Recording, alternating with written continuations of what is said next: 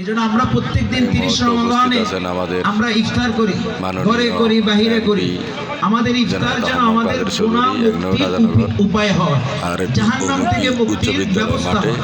এজন্য আমরা সবাই সর্ব অবস্থায় প্রত্যেকদিন ইফতারের পূর্ব মুহূর্তে নিজেকে দোয়ার জন্য নিমগ্ন করা, দোয়ার জন্য নিজেকে শামিল করা, এটা অতীব জরুরি। এজন্য আমি সময় স্বল্পতার কারণে অত্যন্ত তাড়াতাড়িভাবে সাথে কথাগুলো আমি বলবো।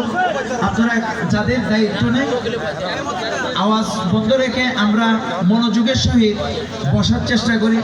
যারা স্বেচ্ছাসেবক বৃন্দ এবং দায়িত্বে আছেন তারা ব্যতীত আর যারা দাঁড়িয়ে আছেন, আমরা সবাই ইফতার মাহফিলের সম্মান রক্ষার্থে আমরা সকলে বসে যাই। এ সময়ে দোয়া করলে দোয়া কবুল হয়, সাহারের সময় দোয়া করলে দোয়া কবুল হয়। আমরা অনেক সময় ইফতারের বাহারি ইফতারের সামনে নিমগ্ন হয়ে